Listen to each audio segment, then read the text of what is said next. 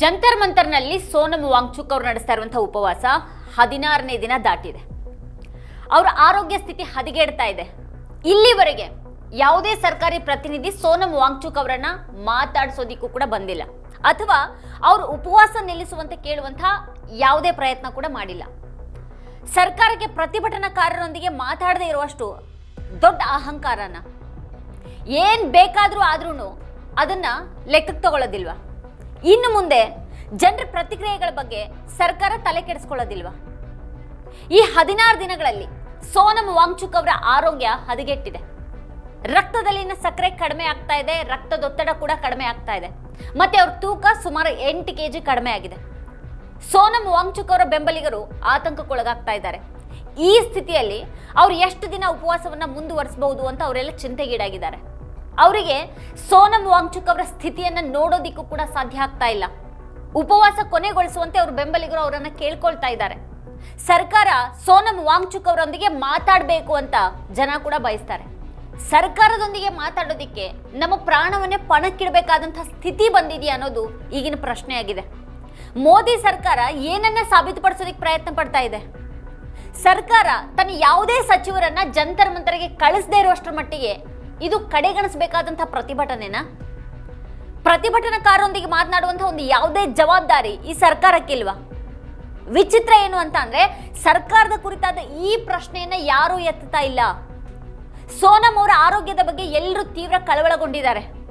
ಇನ್ಸ್ಟಾಗ್ರಾಮ್ನಲ್ಲಿ ಸಿಜೆಪಿಯನ್ನ follow ಮಾಡ್ತಾ ಇದ್ದಂತಹ ಆ ಎಲ್ಲ ಜನ ಎಲ್ಲೋಗಿದ್ದಾರೆ? ಈಗ ಜನರು ಭಯದಿಂದ ಪಕ್ಕಕ್ಕೆ ಸರಿದ್ರೆ ಅಥವಾ ಅವರನ್ನ ಬೆದರಿಸಲಾಗಿದೆಯಾ? ವಾಂಗ್ಚುಕ್ ಅವರೊಂದಿಗೆ ಉಪವಾಸ ಶುರು ಮಾಡಿದಂತಹ 6 ವಿದ್ಯಾರ್ಥಿಗಳಲ್ಲಿ 2ರನ್ನ ಆಸ್ಪತ್ರೆಗೆ ದಾಖಲಿಸಲಾಗಿದೆ. ಪ್ರತಿಭಟನಾಕಾರರು 25 ದಿನಗಳಿಂದ ಈ ತಾಪಮಾನ ಮತ್ತೆ ಮಳೆ ನಡುವೆನೆ ಪ್ರತಿಭಟನೆಯನ್ನು ನಡೆಸ್ತಾ ಇದ್ದಾರೆ. ಇದು ಸುಲಭ ಅಲ್ಲ. ಆದ್ರೆ ಸರ್ಕಾರ ಅದ್ರ ಬಗ್ಗೆ ಕಾಳಜಿಯನ್ನು ವಹಿಸ್ತಾ ಇಲ್ಲ. ಪ್ರತಿ ವರ್ಷ ಅನೇಕ ರಾಜ್ಯಗಳಿಂದ ಪರೀಕ್ಷಾ ರಿಗ್ಗಿಂಗ್ ವರದಿಗಳು ಬರ್ತವೆ. ದೇಶಾದ್ಯಂತ ಯುವಕರು ತಮ್ಮ ಪರೀಕ್ಷೆಗಳ ಬಗ್ಗೆ ಚಿಂತಿತರಾಗಿದ್ದಾರೆ.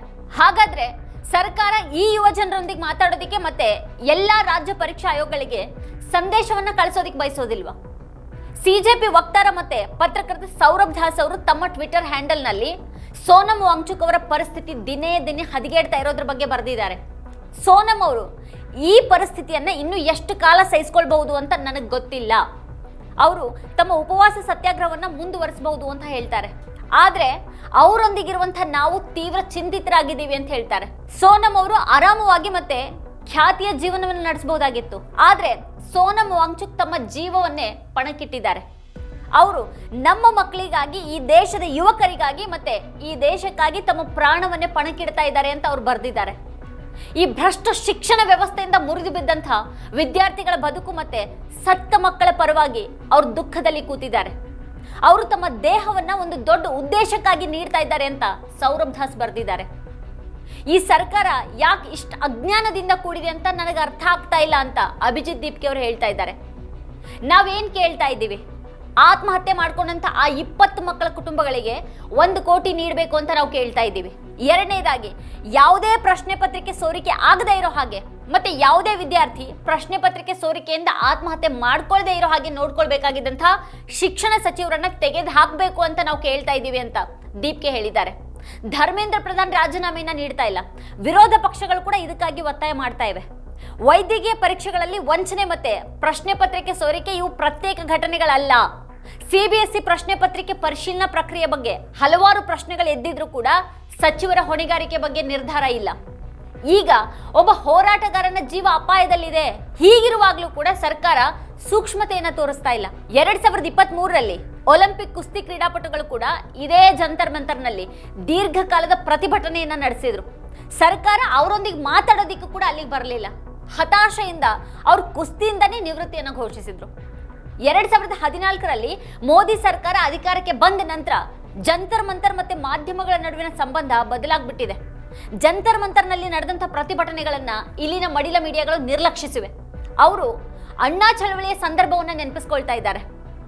ಆ ಸಮಯದಲ್ಲಿ ಮನಮೋಹನ್ ಸಿಂಗ್ ಸರ್ಕಾರದ ಸಚಿವರು ಪ್ರತಿಭಟನಾಕಾರರನ್ನ ಭೇಟಿ ಮಾಡೋದಿಕ್ಕೆ ಜಂತರ್ ಮಂತರ್ಗೆ ಬರ್ತಾ ಇದ್ರು.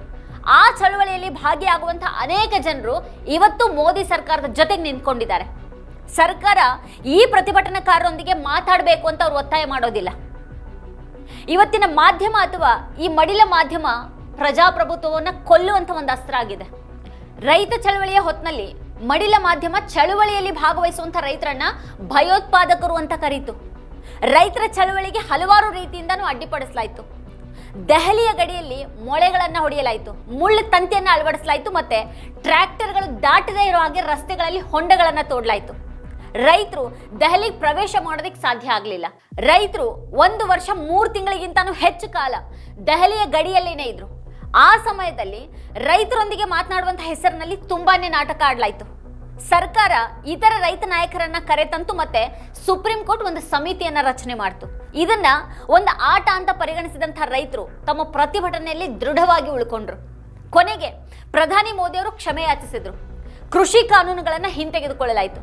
ನವೆಂಬರ್ 2021ರಲ್ಲಿ ಕನಿಷ್ಠ ಬೆಂಬಲ ಬೆಲೆಯನ್ನು ನಿರ್ಧಾರ ಮಾಡೋದಕ್ಕೆ ಒಂದು ಸಮಿತಿಯನ್ನ ರಚನೆ ಮಾಡಲಾಗ್ತಾ ಇದೆ ಅಂತ ಘೋಷಣೆ ಮಾಡಲಾಯಿತು.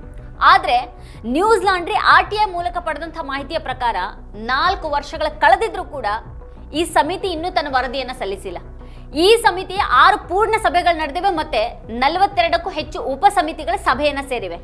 54 ಲಕ್ಷ ರೂಪಾಯಿ ಖರ್ಚು ಮಾಡಲಾಗಿದೆ, ಆದರೆ ವರದಿ ಮಾತ್ರ ಇಲ್ಲ.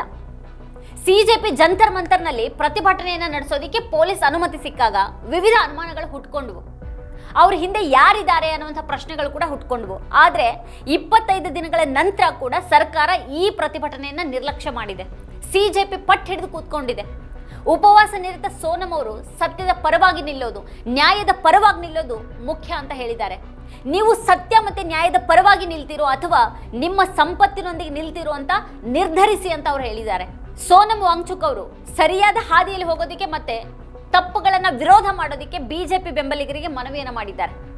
ಸೋನಂ ವಾಂಗ್ಚುಕ್ ತಮ್ಮ ಉದ್ದೇಶಗಳಿಂದ ಹಿಂದೆ ಸರಿಯೋದಿಲ್ಲ, ಮತ್ತೆ ಸರ್ಕಾರ ಮಾತಾಡೋದಕ್ಕೆ ಬರ್ತಾ ಇಲ್ಲ. मार्गदर्शक हैं, वो चाहे फिर सुप्रीम कोर्ट के जस्टिसेस हों या पुलिस के अफसर हों या सरकार में अधिकारी हों या फिर राजनीतिक नेता हों, चाहे कांग्रेस से हों या बीजेपी से हों, बल्कि जो बीजेपी से हैं उन्हें ख़ास कर कहूँगा कि बहुत ज़रूरी है कि आप सच्चाई के साथ खड़े हों, इंसाफ के साथ खड़े हों और अपने पार्टी को सही रास्ते पर रखें, ताकि ये पार्टी लोगों में लोकप्रिय बनी रहे, वरना लोगों का विश्वास टूटता जाएगा, जो कि पार्टी के लिए भी अच्छी बात नहीं है। मैं तो कहूँगा कि आज रात जब आप सोने जाएं तो 5 मिनट आंखें बंद करके अपने आत्मा में झांक कर देखें, ज़मीर में, कि आप सच्चाई और इंसाफ के साथ खड़े हैं या फिर अपने धन दौलत के साथ। आपको जवाब मिल जाएगा कि आप कितने हीरो हैं। ಈ ಪ್ರತಿಭಟನೆ ಶಾಂತಿಯುತವಾಗಿ ನಡೀತಾ ಇದೆ. ಸರ್ಕಾರ ಪ್ರತಿಭಟನಾಕಾರರೊಂದಿಗೆ ಮಾತಾಡಿದ್ರೆ ಈ ದೇಶದಲ್ಲಿ ಅದೇನಾಗ್ಬಿಡುತ್ತೆ? ಹಲವು ದೇಶಗಳಲ್ಲಿ ಸಾಮಾನ್ಯ ಜನ ಕೂಡ ಸಂಸತ್ತಿನ ಮುಂದೆನೆ ಪ್ರತಿಭಟನೆಯನ್ನು ನಡೆಸ್ತಾರೆ. ಆದರೆ ಭಾರತದಲ್ಲಿ ಸಾಮಾನ್ಯ ಜನರು ಸಂಸತ್ತನ್ನು ತಲುಪೋದು ಯಾಕೆ ಕಷ್ಟ ಅನ್ನುವಂಥ ಒಂದು ಪ್ರಶ್ನೆಯನ್ನ ಸೋನಂ ಅವರು ಎತ್ತಿದ್ದಾರೆ.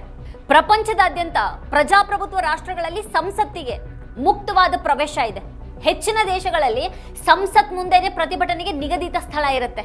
ಸ್ವಿಟ್ಜರ್ಲ್ಯಾಂಡ್, ಲಂಡನ್ನ ವೆಸ್ಟ್ ಮಿನಿಸ್ಟರ್, ಅದೇ ರೀತಿ ಸ್ವೀಡನ್, ಡೆನ್ಮಾರ್ಕ್, ಆಸ್ಟ್ರೇಲಿಯಾ ಮತ್ತೆ ನ್ಯೂಜಿಲೆಂಡ್ನಲ್ಲಿ ಸಂಸತ್ತು ಒಂದು ಮುಕ್ತ ಸ್ಥಳವಾಗಿದೆ ಅಂತ ಅವರು ಹೇಳ್ತಾರೆ. ಹಾಗಾದ್ರೆ ಎಲ್ಲಾ ಪ್ರಜಾಪ್ರಭುತ್ವಗಳ ತಾಯಿಯಾದಂಥ ನವದೆಹಲಿಯಲ್ಲಿ ಇದು ಹೇಗೆ ಸಾಧ್ಯ ಆಗೋದಿಲ್ಲ ಅಂತ ಅವ್ರು ಕೇಳಿದ್ದಾರೆ. ಜುಲೈ 20ರಂದು ಸಂಸತ್ ಕಡೆ ನಡೆಸುವಂಥ ಮೆರವಣಿಗೆಯಲ್ಲಿ ಪಾಲ್ಗೊಳ್ಳೋದಕ್ಕೆ ಅವರು ಜನರನ್ನ ವಿನಂತಿಸಿದ್ದಾರೆ. 2 हफ्ते पहले मैं स्विट्ज़रलैंड में था, जैसा कि आपको पता है, और वहाँ बर्न, जो कि स्विट्ज़रलैंड की राजधानी है, वहाँ पर आरा नदी में बोटिंग करने के बाद नदी के सामने ही मैं ऊपर एक मार्केट प्लेस में आया और ये देखिए तस्वीर जहाँ मैं खड़ा हूँ। आप जो पीछे भवन देख रहे हैं, आपको ये जानकर हैरानी होगी कि ये स्विट्ज़रलैंड की संसद है और इस संसद भवन में उसके अंदर से गुजरते हुए मैं आया था। कोई रोक टोक नहीं, सब खुला था, लोग आ जा रहे थे।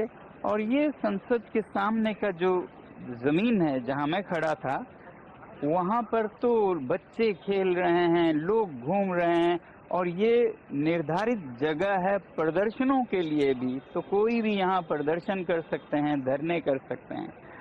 तो दुनिया के लोकतांत्रिक देशों में संसद तक जाना खुला छूट होता है, बल्कि ज्यादातर देशों में उसके सामने प्रदर्शन करने की जगह निर्धारित होती है।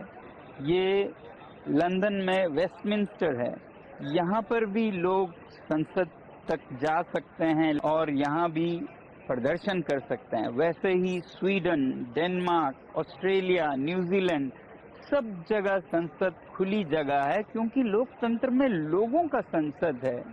तो दुनिया के लोकतंत्रों की माँ यहाँ नई दिल्ली में कैसे न संभव हो। ಸೋನಂ ವಾಂಗ್ಚುಕ್ ಅವರ ಆರೋಗ್ಯ ಹದಗೆಡ್ತಾ ಇದೆ. ಸೋನಂ ಅವರನ್ನಷ್ಟೇ ಅಲ್ಲದೇನೆ ಪ್ರಶ್ನೆಗಳನ್ನ ಎತ್ತುವಂತ ಯಾರನ್ನು ಬೇಕಾದರೂ ಕೂಡ ಇವತ್ತು ಖಳನಾಯಕರನ್ನಾಗಿ ಮಾಡಲಾಗ್ತಾ ಇದೆ. ಮತ್ತೆ ಅಸಮರ್ಥರನ್ನ ತಮ್ಮ ಕೆಲಸ ಸರಿಯಾಗಿ ಮಾಡೋದಕ್ಕೆ ಸಾಧ್ಯವಾಗದೇ ಇರೋರನ್ನ ಹೀರೋಗಳನ್ನಾಗಿ ಮಾಡಲಾಗ್ತಾ ಇದೆ. ಪ್ರಜಾಪ್ರಭುತ್ವದಲ್ಲಿ ಪ್ರತಿಭಟನೆಗಳಿಗೆ ಮಹತ್ವ ಇರಬೇಕು, ಆದ್ರೆ ಇಲ್ಲಿ ಪ್ರತಿಭಟನೆಗಳನ್ನ ಸರ್ಕಾರ ಕಡೆಗಣಿಸ್ತಾ ಇದೆ. ದೇಶದ ದೊಡ್ಡ ಹೋರಾಟಗಾರನ ಜೀವಕ್ಕೆ ಅಪಾಯ ಇರುವಾಗಲೂ ಕೂಡ ಈ ಸರ್ಕಾರ ಯಾವ ಕಳವಳ ಇಲ್ಲದೆ ಕುಳಿತಿದೆ ಅನ್ನೋದು ಪ್ರಜಾಪ್ರಭುತ್ವದ ಘೋರ ವ್ಯಂಗ್ಯ ಇದು. ವೀಕ್ಷಕರೇ, ಈ ಕುರಿತು ನಿಮ್ಗೇನು ಅನ್ಸುತ್ತೆ, ಏನು ಅಭಿಪ್ರಾಯ ಇದೆ ಅದನ್ನು ವಿಡಿಯೋ ಕೆಳಗಡೆ ಕಮೆಂಟ್ ಮಾಡಿ ನಮಗೆ ತಿಳಿಸಿ. ಇದೇ ಹೊತ್ತಿನ ಸ್ಪೆಷಲ್ ನೋಡ್ತಾ ಇರಿ ವಾರ್ತಾಭಾರತಿ. ನೀವು ಇನ್ನೂ ವಾರ್ತಾಭಾರತಿ ಯೂಟ್ಯೂಬ್ ಚಾನೆಲನ್ನು ಸಬ್ಸ್ಕ್ರೈಬ್ ಮಾಡಿಲ್ಲ ಅಂತ ಅಂದರೆ ಈ ಕೂಡಲೇ ಸಬ್ಸ್ಕ್ರೈಬ್ ಮಾಡಿ, ಹಾಗೆ ಪಕ್ಕದಲ್ಲಿರುವಂಥ ಬೆಲ್ ಐಕಾನ್ನ ಪ್ರೆಸ್ ಮಾಡಿ ನಮ್ಮನ್ನು ಪ್ರೋತ್ಸಾಹಿಸಿ. ನಮ್ಮ ಕಾರ್ಯಕ್ರಮಗಳನ್ನು ನೀವು ನೋಡ್ತಾ ಇದ್ರೆ ನಮ್ಮ ಚಾನೆಲ್ ಅನ್ನ ಸಬ್ಸ್ಕ್ರೈಬ್ ಮಾಡಿ, ಪಕ್ಕದ ಬೆಲ್ ಐಕಾನ್ ಒತ್ತಿ ನಮ್ಮನ್ನ ಬೆಂಬಲಿಸಿ. ಹಾಗೆ ನಮ್ಮ ಕಾರ್ಯಕ್ರಮಗಳನ್ನ ಲೈಕ್ ಮಾಡಿ, ಕಮೆಂಟ್ ಮಾಡಿ, ಅದನ್ನ ಬೇರೆಯವರಿಗೂ ವಾಟ್ಸ್ಆಪ್ ಮೂಲಕ ಶೇರ್ ಮಾಡಿ. ನೀವು ಹೀಗೆ ಮಾಡಿದಾಗ ನಮ್ಮ ಚಾನೆಲ್ ಇನ್ನಷ್ಟು ಮತ್ತಷ್ಟು ಜನರಿಗೆ ತಲುಪಲು ನೀವು ನಮ್ಮೊಂದಿಗೆ ಸಹಕರಿಸಿದ ಹಾಗಾಗುತ್ತೆ. ಇದು ನೀವು ಯಾವುದೇ ಖರ್ಚಿಲ್ಲದೆ ಕೆಲವೇ ಸೆಕೆಂಡುಗಳಲ್ಲಿ ನೀಡಬಹುದಾದ ಸಹಕಾರ. ಧನ್ಯವಾದಗಳು.